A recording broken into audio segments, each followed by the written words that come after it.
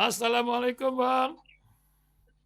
Waalaikumsalam warahmatullahi Baik. wabarakatuh. Wah, nampaknya mesti pakai yang ini juga ya.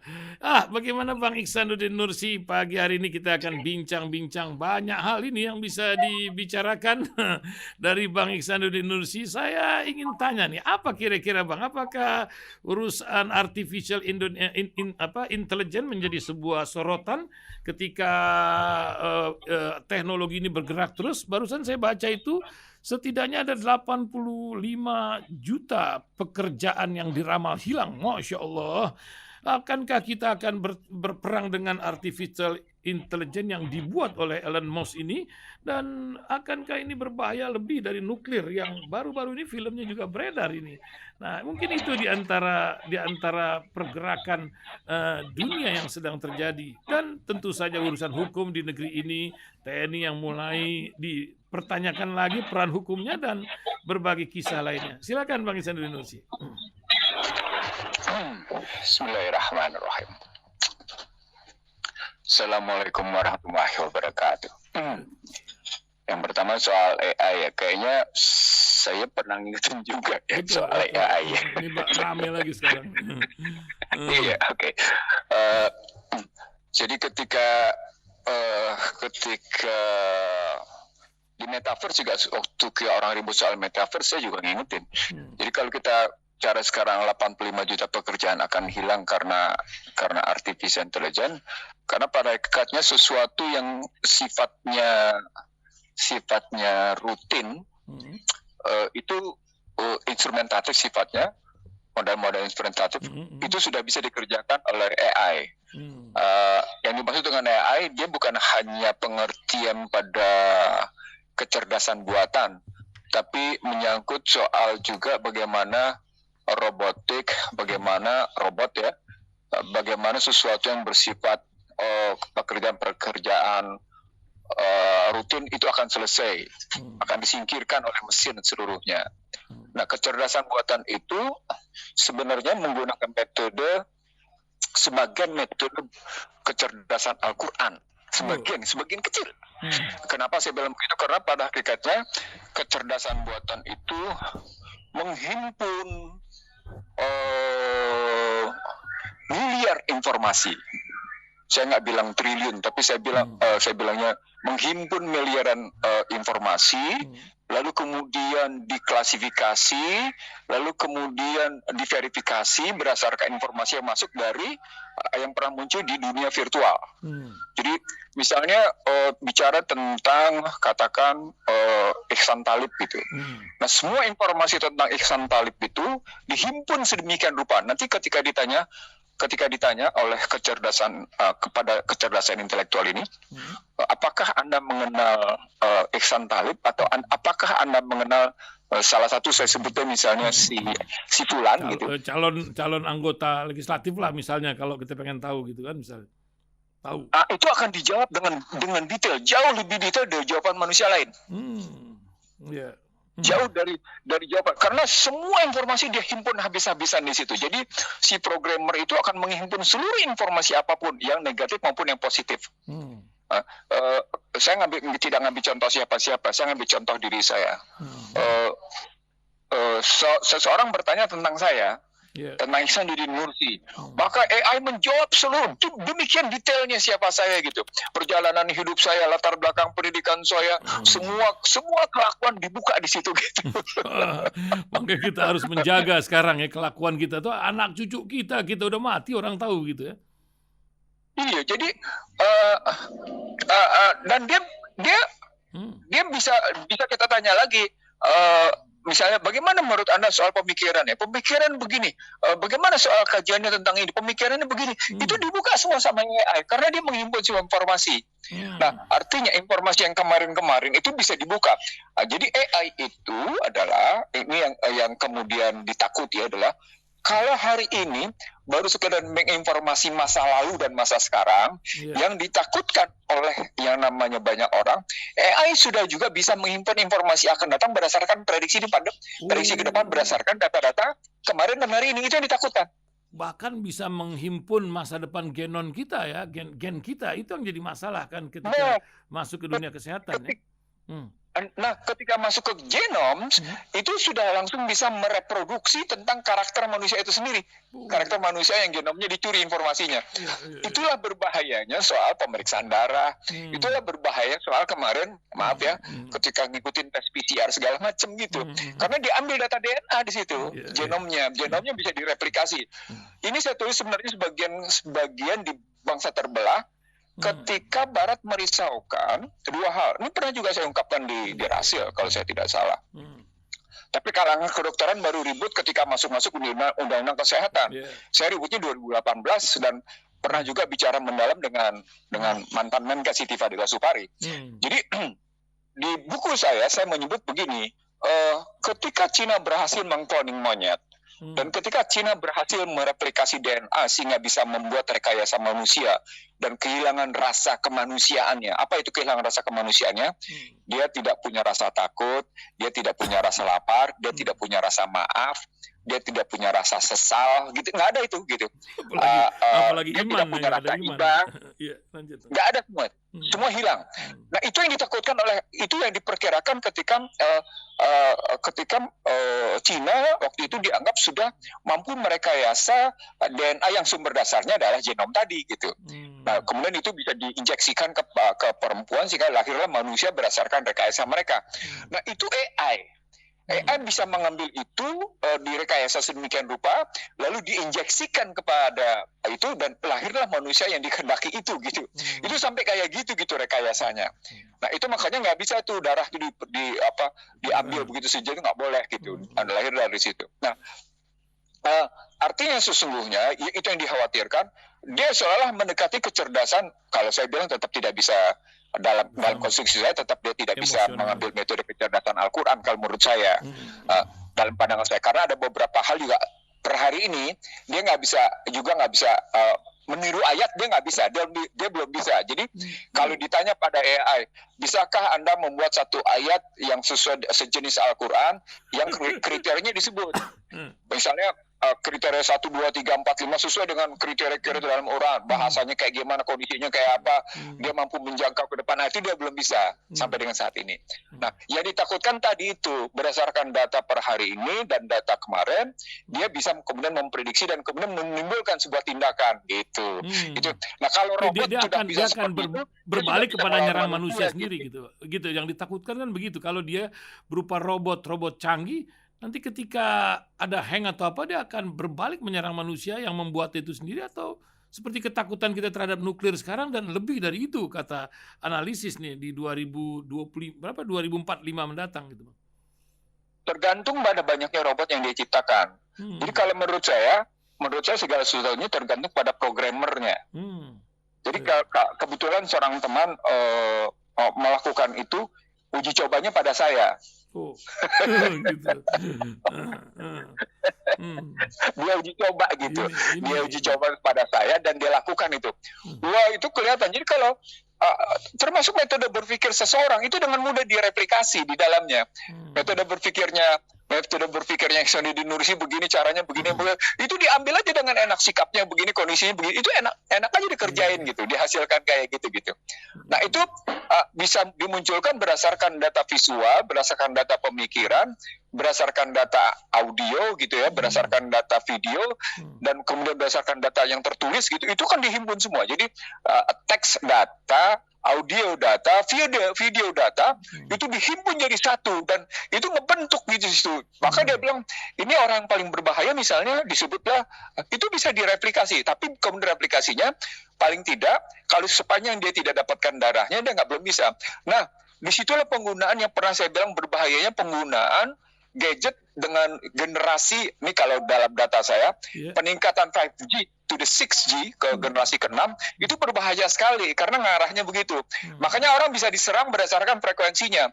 Saya misalnya frekuensi saya diketahui, frekuensi suara saya diketahui, frekuensi mata saya diketahui, frekuensi bulu saya diketahui. Dengan pendekatan frekuensi saya itu saya bisa diserang. Itu sudah sampai kayak gitu. Dan itu kemampuan AI, kebayang nggak? Makanya disebut bisa membunuh gitu. Itu ya. Iya, memang. Pendekatan frekuensi. Nah, nanti sampai akhir zaman kan kalau kita pakai manuskrip hadis yang akhir zaman itu, nanti ujungnya adalah semua yang sifatnya frekuensi nggak ada itu. Nah di situ berantakan bingung dunia. semuanya. Gitu. Oh iya. Ya ketika satelit-satelit ini ini kan mereka berdasarkan pada Star Wars yang akan ada di atas langit ini. Kalau habis semua, pada nggak bisa kerja, handphone kita pun baru mati wifi aja, sebagian orang sudah, wah pusing ini di kantor atau di mana gitu kan, karena sudah Nah terbiasa itu ya. ada dua sumbernya. Sumbernya dua. Sumber pertama listrik itu sendiri. Apa yang bisa menghasilkan listrik? Yang kedua sumbernya frekuensi. Kan di dalam listrik juga ada frekuensi. Misalnya 220 volt dengan frekuensi 50 sampai 60 Hz gitu ya. Nah, itu contohnya. Nah, begitu juga manusia. Manusia itu pada frekuensi berapa? Yang saya sebut tadi ada 3 frekuensinya. Makanya manusia tidak yang satu dengan tidak terungkap.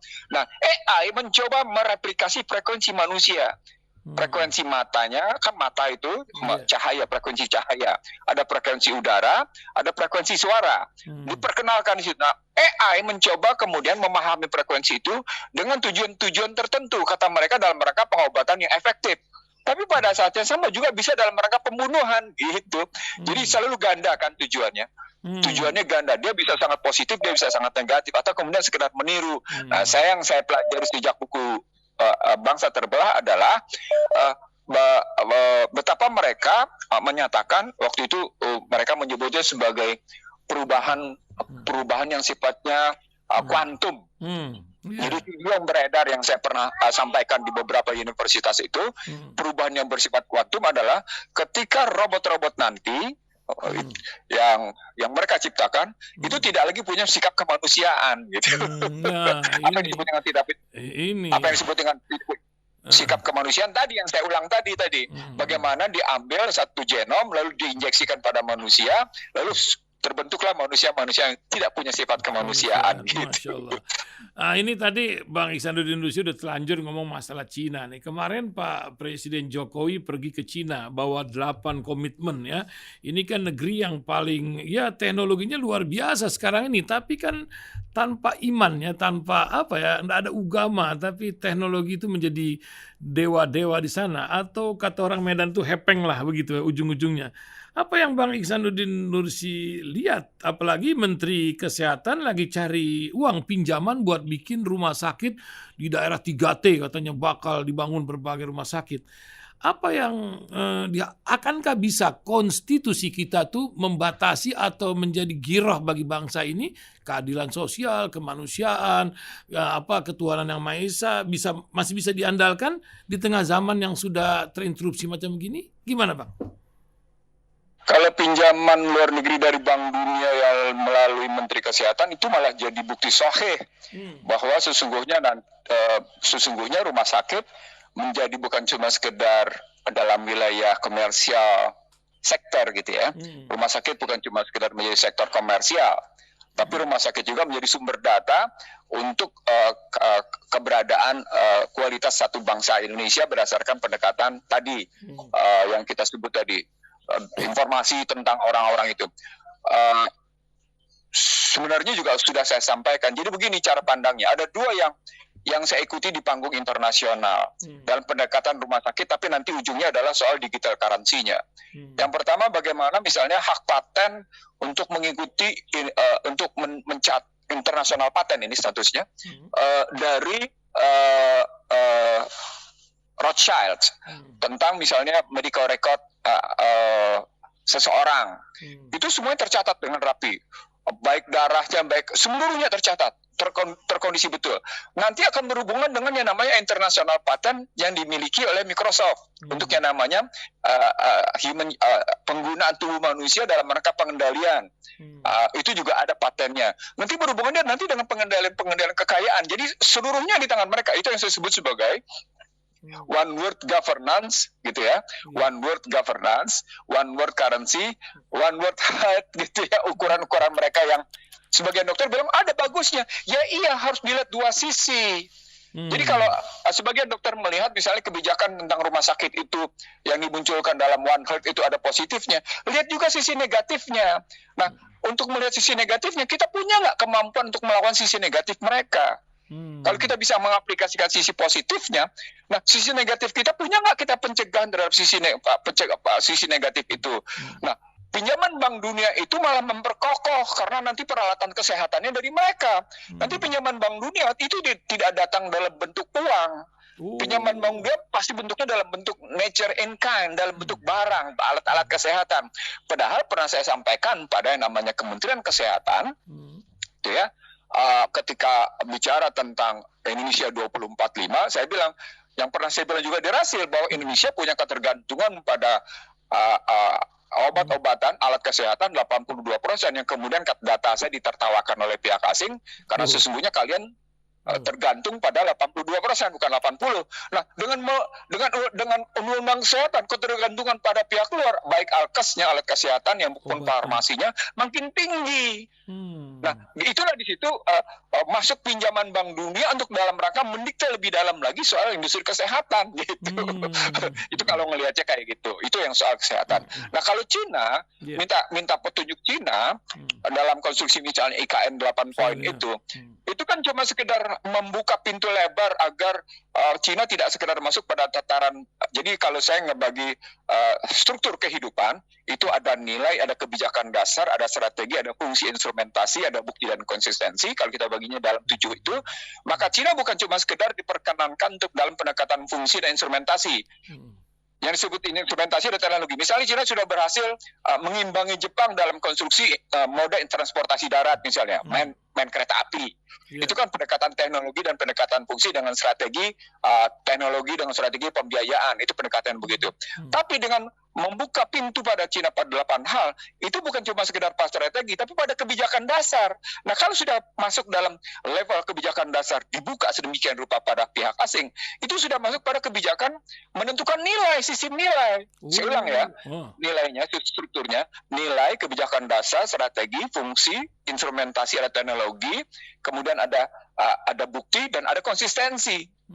Itu konsistensi bukan istiqomah, itu bukan hanya milik pembelajaran minajulumati ilan nur, bukan hanya nur ala nur, tapi juga termasuk yang namanya zulumat. Terbukti setan konsisten terus, istiqomah terus dia melakukan gangguan gitu ya. Nah, itu bukti kayak gitu. Nah, itulah sesungguhnya kalau kita bedah secara struktural begitu.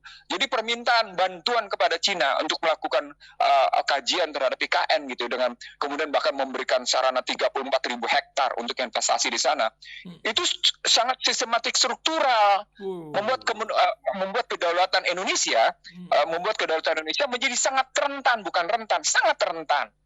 Nah, ini yang tidak dilihat ketika kita tidak mengkajinya dengan pendekatan strata atas nilai, kebijakan dasar, strategi, fungsi, teknologi atau instrumentasi, bukti dan konsistensi gitu. Contoh misalnya sederhana, Anda setuju tidak setuju, MRT ya dari Lebak Bulus sampai dengan sekarang ke Duku Atas, itu kita membuat ketergantungan kita pada Jepang paling tidak 2 generasi. Itu dia sudah intervensi pada kebijakan dasar di moda transportasi. Yang terkena kan seperti saya bilang ada 5 item, saya nggak ulang karena akan kepanjangan kasih ulang. Itu salah satu bukti. Begitu juga nanti kereta api cepat Jakarta-Bandung, itu masuk di situ. Nah, kalau kebijakan strateginya langsung menyangkut planologi, saya ulang. Kalau kebijakan dasarnya langsung menyangkut soal planologi, itu jauh lebih dalam lagi gitu melihatnya. Ini menghapus kereta utara yang ke Surabaya, dia akan pakai kereta cepat selatan ini. Kita baru paham kenapa nggak diungkap dari awal, sampai Bandung kok nggak masuk kota. Ternyata mau langsung Surabaya, ada sebuah peta baru yang tidak diungkap jelas kepada masyarakat. Bukan itu sudah bagaimana ceritanya nih Bang? Berarti Ihsan Talib lupa ketika saya bilang ini bukan cuma sekadar Jakarta-Bandung, tapi ini soal Trans Java High Speed Railway. Ini saya ungkap sekitar 3 bulan lalu di Rasil. Betul, ingatlah kita mesti saling maklum udah pada uzur ya Bang, pendengar kita.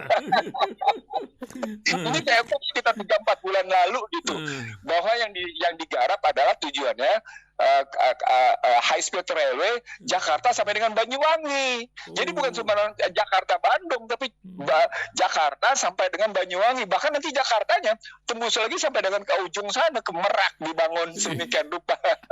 Padahal di Banyuwangi ada pabrik kereta yang sedang dibangun ya, tapi ya begitulah ya, kita loncat sana loncat sini macam akrobat, kita sedang berakrobat. Enggak, itu sebenarnya memang pendekatannya kan mereka bukan pendekatan Hmm. airplane, Hmm. bukan dengan pendekatan pesawat udara. Mereka menggunakan pendekatannya dua, darat, dalam hal ini kereta atau jalan, baru kemudian diimbangi dengan laut. Makanya dibangun juga yang namanya pelabuhan-pelabuhan. Tapi yang mereka ini sebenarnya mereka mengaplikasikan apa yang disebut dalam Al-Quran, aku ciptakan bumi dan langit. Nah, tetapi karena manusia adalah makhluk pemimpin bumi, maka dia memprioritaskan pembangunan bumi, bukan pembangunan langit. Pembangunan langitnya diikuti dengan mereka memainkan yang namanya segala macam satelit gitu loh, mengikuti perkembangan teknologi. Tapi fokusnya tetap di bumi karena manusia tidak mungkin hidup di langit, manusia pasti hidup di bumi, kan gitu. Al-Quran menyatakan aku ciptakan khalifah fil ard gitu. Khalifah manusia di muka bumi, bukan manusia khalifah fil sama, bukan, tapi khalifah fil ard gitu. Nah, strategi khalifah fil ard adalah membangun infrastruktur dengan pendekatan di bumi, maka didekatkanlah jalan darat, kereta api gitu, dilengkapi dengan laut gitu. Tapi tidak mau main dalam konstruksi airplane, pesawat udara. Main udaranya apa? Satelit gitu. Itu Cina mainnya begitu, gitu lihatnya. Masya Allah, Masya Allah, Masya Allah. Ya, luar biasa pergerakan dunia ini macam demikian ya, di tengah konflik yang masih panas terus di berbagai tempat. Nah, ini hari ini Bang, hari ini nih ada ini nih, ada sidang Mahkamah Konstitusi. Ujuk-ujuk usia manusia yang undang-undang sudah menyatakan di Indonesia ini mau jadi presiden harus berusia 40 tahun. Nah, hari ini nih MK lagi sidang nih karena ada permintaan diturunkan usianya, ada sebuah rencana di balik rencana. Apa yang Bang Ihsanuddin Nursi lihat? Nampaknya kalau muka tak cakap, kaca dibelah ini sekarang. Macam gimana Bang kisahnya Bang? Kisahnya adalah dalam rangka memuluskan Gibran menjadi salah satu cawapres gitu. Oh, gitu. kan belum diputuskan soal siapa cawapres. Nah, nanti tinggal dilihat menjadi cawapresnya Prabowo Subianto atau cawapresnya Ganjar Pranowo gitu. Kan tidak mungkin di cawapresnya Anies Baswedan gitu. Arahnya coba ke situ kok. Tidak lain tidak bukan. Gitu ya, Masya Allah. Itu berarti mensohihkan gitu ya, memvalidkan bahwa situasi demokrasi itu sesungguhnya tetap saja menghidupkan yang disebut dengan kroni. Suka tidak suka ini kroninya mungkin dahsyat gitu. Suka tidak suka menghibutkan nepotisme gitu. Jadi sudahlah korupsinya indeksnya naik, ya udah kroni dan nepotismenya juga naik gitu. Jadi arahnya itu. Jadi selamat menikmati para mereka yang berteriak-teriak demokrasi liberal, dan ini dibuktikan oleh rezim sekarang betapa yang namanya nikmat memainkan isu demokrasi untuk kepentingan kelompok dan diri. Ini karena memang luar biasa nih demokrasi ini, udah kebablasan atau demokrasi cara lain ya, karena ini kan menjadi sebuah fenomena ketika korupsi menjadi sebuah barang yang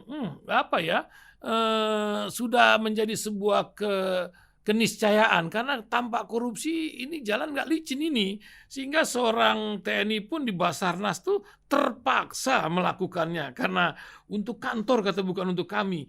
Apa yang Bang Ihsanuddin Nursi lihat di tengah hang heng hong ini KPK dengan TNI? Nampaknya baru pernah KPK ini minta maaf kepada publik, ini kejadian hari-hari ini. Gimana Bang Ihsanuddin Nursi yang macam gerbong kereta kalau berpikir ini melihat sandiwara yang terjadi ini Bang? Macam gerbong kereta. Kan pikir lurus saja gitu.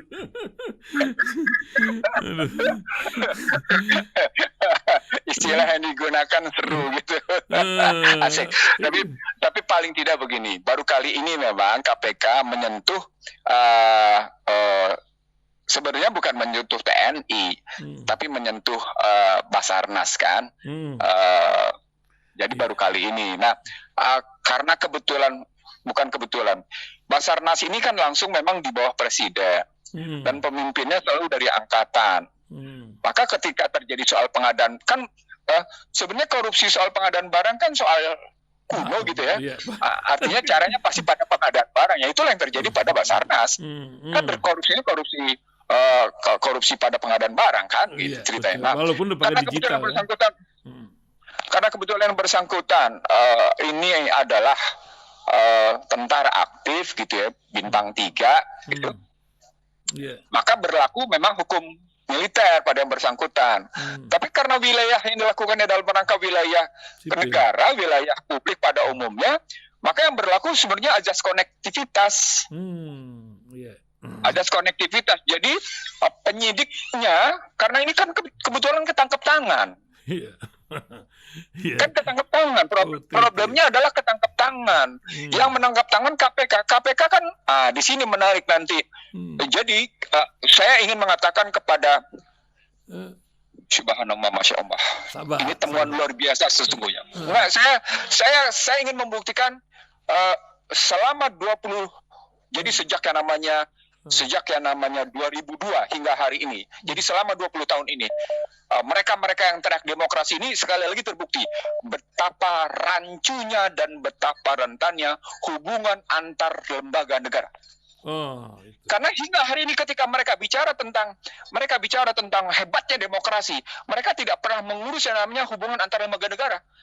Misalnya bagaimana tadi hubungan Basarnas dengan yang namanya KPK, dengan kemudian dengan TNI, itu kayak apa hubungannya?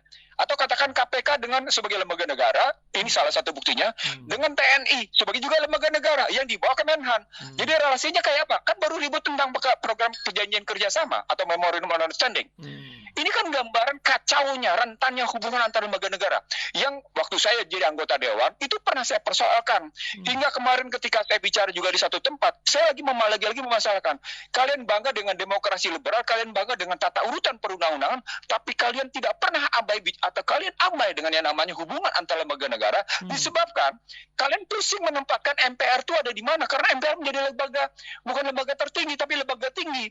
Nah sekarang pertanyaan, KPK ini lembaga apa? Lembaga negara yang statusnya karena dia independen, dia di bawah lembaga tinggi. Oke, kalau di bawah lembaga tinggi, dia sama nggak dengan BI? Atau dia sama nggak dengan yang namanya komisi yudisial? Atau dia sama nggak dengan ombudsman? Atau dia sama nggak dengan yang namanya komisi-komisi yang lain? Nggak jelas tuh. Bagaimana? Atau bagaimana relasi hubungan? Ini saya cerita dulu kerisauan saya sudah hampir 20 tahun ini ya. Karena saya anggap orang-orang cerdas cendekia yang ada di panggung publik kekuasaan itu, ya begitulah ceritanya, kelakuannya, karakternya itu kayak gitu-gitu. Nah sekarang mari kita lihat misalnya relasi KPK itu dengan lembaga negara lain. Ini kan nggak jelas, tidak ada hubungan yang jelas. Kalau misalnya dengan TNI melalui Menhan, ini kayak apa hubungannya? Kalau kerjasamanya kayak apa? Atau kemudian kalau ada masalah kayak gini kayak gimana? Baru kemudian dipersoalkan, oke deh kita bangun kerjasama. Itu kan diakui oleh KPK. Bahwa perlu kerjasama dalam rangka menyelesaikan kasus korupsi yang basisnya OTT, operasi tangkap tangan. Nah berlaku memang kalau saya belajar hukum gitu, berlaku azas konektivitas. Jadi nanti dalam penyelidikan itu, dalam pemeriksaan itu ada dari pihak militer, hakimnya juga nanti ada hakim militer. Gitu ngelihatnya. Jadi lebih proporsional, bukan kemudian serta-merta minta maaf, nggak perlu juga minta maaf. Kembalikan saja, kan kemudian dan Puspomnya juga sudah menyatakan bahwa 2 orang itu memang sudah tersangka. Dan Puspom sudah menyatakan tersangka. Nah, pada posisi dan Puspom sudah menyatakan tersangka, maka sesungguhnya berlakulah azas konektivitas gitu. Dalam pemeriksaan, penyelidikan dan proses hukum gitu, di sana ada 2 pihak di situ. Ada dari KPK, ada dari pihak yang namanya militer. Gitu. Nah, lalu kemudian dalam hakimnya nanti sama, dan seterusnya berlaku begitu gitu. Nah itu yang disebut dengan azas kepastian hukum, azas kepastian pemeriksaan, dari mulai namanya proses proseduralnya gitu ya, legal proceedingnya, bagaimana proses hukum secara legalnya, sampai dengan nanti keputusan hukumnya menjadi kekuatan hukum yang tetap disebabkan oleh pemeriksaan tadi, konektivitas gitu. Ini kan sesungguhnya dalam rangka juga, maaf ya, dalam rangka juga menjaga marwah kelembagaan masing-masing pihak. KPK harus menjaga marwahnya, harkat martabat kelembagaannya. TNI dalam hal ini juga harus menjaga marwah kelembagaannya. Nah ini kan sekali lagi ini buat saya ini mau khairul makirin gitu ya. Ketika sebuah institusi sudah main kekuasaan sedemikian rupa, tidak peduli dia siapa, dan kemudian dia tidak berpijak pada rasa keadilan, dia akan dibukakan ketidakadilan itu gitu loh. Posisi kayak gitu gitu. Gitu ya. Tidak peduli siapa. Begitu juga tadi ketika kita bicara tentang ya namanya Cina sudah sedemikian rupa. Dia sedang diserang banjir habis-habisan tuh. 31.000 orang diungsikan kayak gitu posisinya. Dan itu terjadi dari mulai hari Sabtu sampai dengan Senin kemarin. 3 hari berturut-turut sampai akhirnya mobil semuanya hanyut dan 2 orang meninggal gitu. Kebayang nggak mobil tenggelam gitu loh. Itu peringatan, artinya ada lagi keseimbangan yang dibangun oleh Allah. Wallahu khairul makirin itu pasti terjadi pada situasi di mana ketika tindakan manusia tidak bersikap adil. Ketika kerja manusia kerjanya adalah menghajar nilai-nilai kemanusiaan. Ketika manusia betul-betul hanya berpikir tentang keserakahan, walau pendapatan harta dan benda, walaupun dengan cara-cara haram, gitu loh ngelihatnya. Pasti akan terjadi kayak gitu. Itu pasti akan terjadi. Jadi begitulah kalau kita melihat proses kehidupan itu sendiri secara sistemik struktural, bagaimana visi misi kita, bagaimana kebijakan kita, bagaimana strategi kita, bagaimana cara kita, inputnya, prosesnya, outputnya, sampai dengan dampaknya itu dilihat secara detail. Nah kalau semuanya serba negatif, ya negatif semuanya. Gitu. Masya Allah. Bang, 5 menit terakhir. Apa pesan Bang Ihsanuddin Nursi? Di tengah fuka yang semakin sedemikian ini dan orang hidup ini dengan jin yang semakin rentan sebagaimana pendengar kita. Ini kan pendengar kita ini ada, saya baru tahu pendengar kita ada tukang rujak bebek. Tahu rujak bebek Bang? Dia bawa radio tuh di gendongannya sampai kepada diplomat yang ada di dalam ruang di negeri entah berantah sana gitu. Apa yang Bang Ihsanuddin Nursi ingin sampaikan kepada seluruh kalangan di tengah Muharram 10 Muharram yang baru lewat lalu? Silakan Bang, 5 menit penutup Bang. Tugas kemanusiaan itu cuma 5. Yang pertama, membebaskan manusia dari ketertindasan dalam segala hal. Sistem julumat, kehidupan zulum, penghidupan dan kehidupan yang menindas. Nah, tugas manusia yang pertama adalah bebaskan manusia dari prinsip kehidupan yang menindas. Menindas secara material, menghindas secara spiritual. Nah, itu nggak boleh. Ajaran Islam itu tidak menindas sama sekali. Karena fitrah manusia adalah mencari selamat dan tentram sejahtera. Kalau Anda mencari selamat, tentram, sejahtera, maka prinsipnya adalah Islam. Bukan yang lain. Itu pasti. Dan karena itu ajaran membebaskan dari ketertindasan. Kalimatnya minaz zulumati ilan nur. Itu yang pertama. Yang kedua, selain membebaskan diri dari ketertindasan, membebaskan satu bangsa dari ketertindasan, yang kedua adalah membebaskan diri dari kebodohan. Kan Muhammad diturunkan pada kaum yang jahil. Nah, berarti membebaskan satu kaum, membebaskan satu bangsa sedunia. Siapa saja yang membebaskan Al-Quran, dia pasti cerdas. Dan Al-Quran memerintahkan manusia itu tidak boleh bodoh. Jadi membebaskan, yang kedua, membebaskan kebodohan. Yang ketiga, karena kemiskinan menjadi alat bagi penindasan, maka Al-Quran juga mengajarkan, jangan menjadi miskin. Maka konsepnya adalah zakat. Apa itu konsep zakat? Konsep memberi, konsep berbagi, konsep peduli. Bukan konsep meminta. Maka manusia yang demikian baik karakternya adalah walaupun miskin tapi tidak menunjukkan kemiskinannya. Dia tidak memperdagangkan kemiskinannya. Jadi tadi tertindas, bodoh, dan miskin. Yang keempat di sini, dia harus mengatasi ketimpangan karena prinsip pemerataan itu harus terjadi. Pemerataan itu. Nah, itu dibutuhkan satu organisasi yang betul-betul menjalankan. Nah, kalau saya di sini amilnya itu betul-betul menjalankan dalam rangka pemerataan itu. Yang terakhir, karena tujuannya adalah 4 tadi, maka kata kuncinya adalah mengangkat harkat martabat manusia. Nah, itu diatasi dengan hormat agar manusia tidak terhina. Nah, 10 Muharram itu sesungguhnya ketika kita peduli pada yatim, sesungguhnya dalam rangka 5 tadi. Nah, awal Muharram ketika kita melihat berbagai peristiwa di bulan Muharram itu juga tujuan 5 tadi. Dan itu hanya bisa dijalankan ketika kita menegakkan ajaran Al-Quran. Kalau kita ingin mengetahui kebobrokan, lalu kemudian di balik kebobrokan itu malah menyerang balik kepada kita. Misalnya begini, saya membongkar kebobrokan, tapi kebobrokan itu menyerang balik pada kita. Apa yang kita harus lakukan? Yang pertama adalah tidak perlu melayani. Jadi kita sedang membongkar satu kebobrokan, tapi kebobrokan tadi langsung balik menyerang. Itu bukti bahwa sesungguhnya kebobrokan tadi tidak suka dibongkar kan.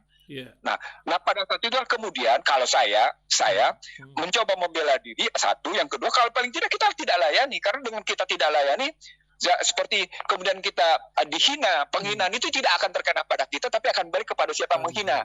Gitu. Misalnya kita dihina, dia cuma begini direndahkan, dibully, tapi kita tidak meresponnya, maka penghinaan itu atau tudingan seperti itu langsung balik ke harkat martabat dia akan menjadi terhina. Nah, itulah hebatnya fama ya'mal misqala dzarratin khairan yarah gitu. Fama ya'mal misqala dzarratin khairan yarah. Nah, itulah yang mesti kita lakukan. Maka kemudian Rabbana ma khalaqta hadza batilan subhanaka faqina adzabannar. Jadi kita ngelihatnya begitu. Saya kira begitu yang bisa saya jawab, Pak Ihsan Talib dan pendengar Rasil dimanapun. Mohon maaf kalau saya ada salah. Subhanakallahumma wa bihamdika asyhadu alla ilaha illa anta wa astaghfiruka wa atubu ilaik. Assalamualaikum warahmatullahi wabarakatuh. Wa afan minkum.